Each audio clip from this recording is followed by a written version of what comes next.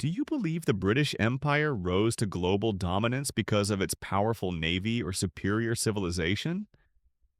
Well, the truth might shock you. That empire was built not just with cannons or colonies, but with public debt, the slave trade, opium profits, and a sophisticated financial web so hidden, even the British public had no idea what they were funding. Today, I want to unpack what we now call dark money, the financial engine behind the British Empire's rise, both brilliant and brutal. Picture this with me. You're a small, struggling nation, surrounded by global giants like Spain, France, and the Dutch. You don't have enough money. Your military is weak. Your politics are shaky. That was England in the 17th century, a modest little island far from being a world power. Then something remarkable happened. Not a great battle, not a groundbreaking invention, but a financial idea. In 1694, the Bank of England was born. It might sound like just another central bank, but it wasn't. For the first time in history, a government could borrow money from private citizens. Instead of taxing its people or begging aristocrats, they issued bonds.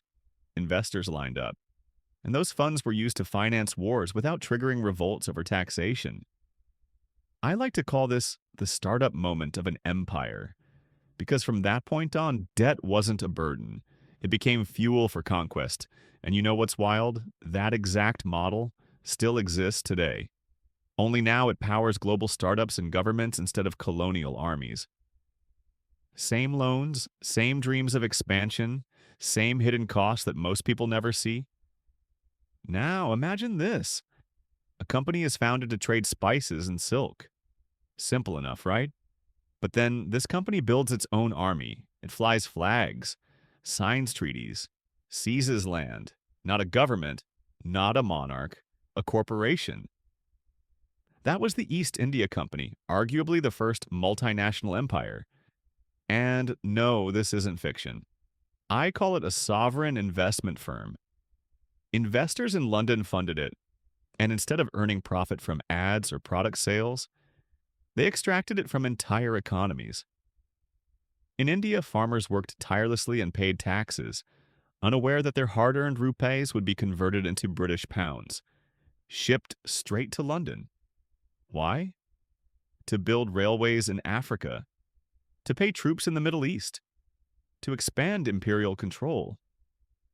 In this model, India wasn't being developed. It was an ATM machine for the empire, while pumping out cash to the heart of power. So, if you've ever wondered how a small island like Britain ruled a quarter of the world, the answer isn't muskets. It's a brilliant financial system, where war, commerce, and capital became one. And here's the real question. Has that model truly disappeared? Or has it simply evolved in the hands of modern corporations? Let's go deeper. Have you ever wondered who paid for that morning cup of tea? In the 18th and 19th centuries, millions of African slaves were shackled and shipped to sugar plantations in the Caribbean. They labored to exhaustion, producing the most profitable luxury of the time. Sugar, a symbol of wealth in Europe, a life sentence for them. And when slavery was abolished, the slave owners were compensated, not the enslaved. The British government paid out what today would be billions of pounds to the people who lost their property. And that money? It stayed in London, still circulating in the very system that built the empire. Meanwhile, in Asia, Britain was bleeding silver to pay for Chinese tea. Their solution? Sell opium. They grew it in India, trafficked it into China, and got millions hooked.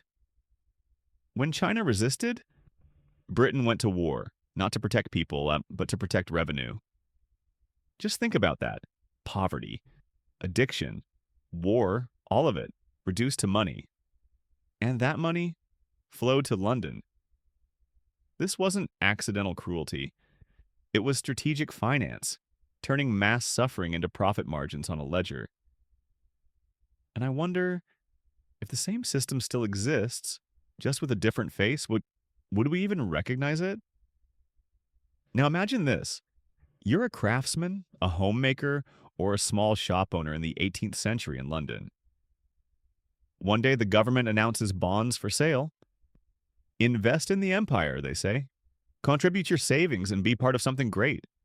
Part of the mission to civilize the world sounds noble, doesn't it?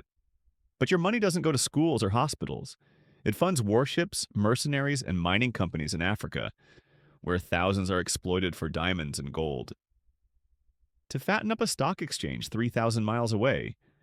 And if you're worried about risk, don't be. Lloyd's of London had it all covered, even for slave ships and opium cargoes. Everything, from taxes to insurance to investor profits, was financialized. Finance didn't just support the empire, it was the empire. It was the beating heart, pumping capital into every war, every conquest, every new market. And here's the part that chills me the most. You didn't need to fight in war to profit from it. You didn't need to set foot in a colony to earn from its pain. So ask yourself, today, when we invest in stocks, funds, or crypto, do we really know what we're funding? One time I asked a friend in venture capital, if a company could grow insanely fast but hurt millions of people doing it, would you still invest? He paused, then said, depends. Is it going public? And there it is. We're living in a modern remake of that old imperial model. Only now, there's no need for ships or soldiers.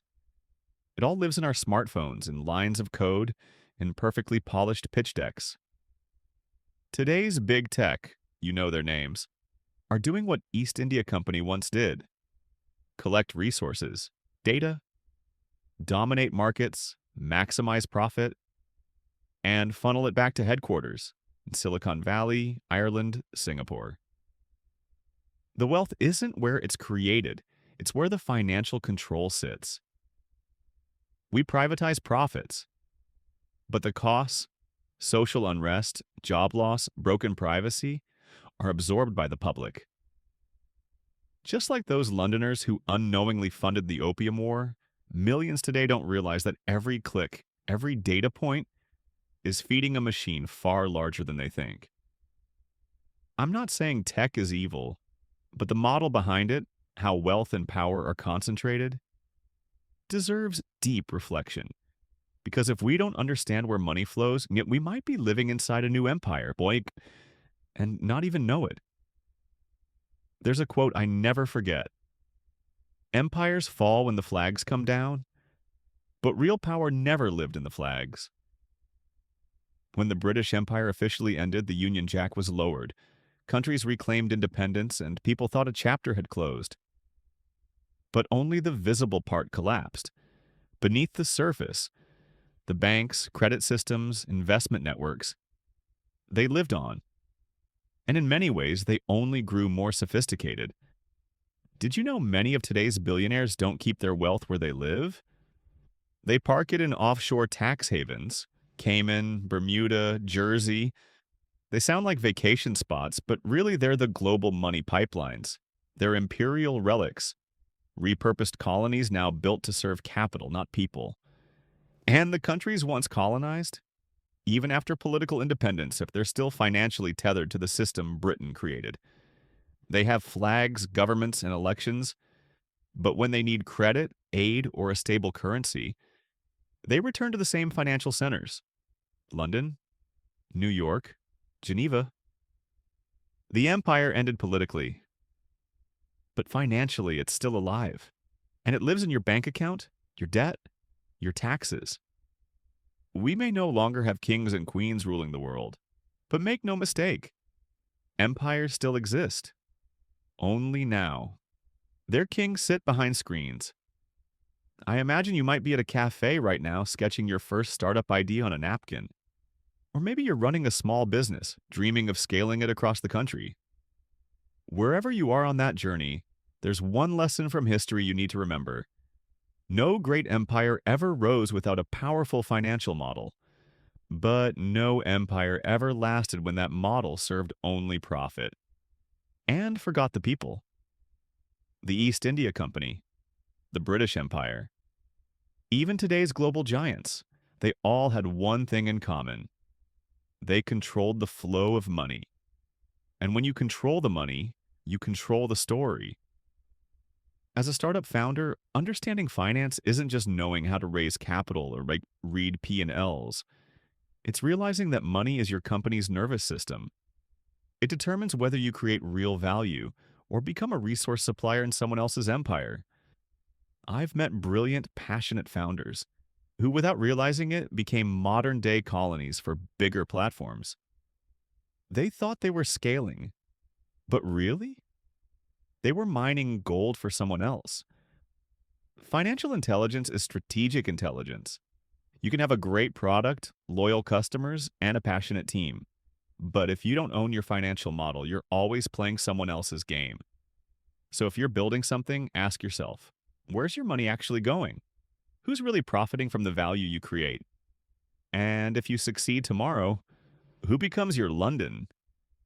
Because entrepreneurship isn't just about the product, it's about power.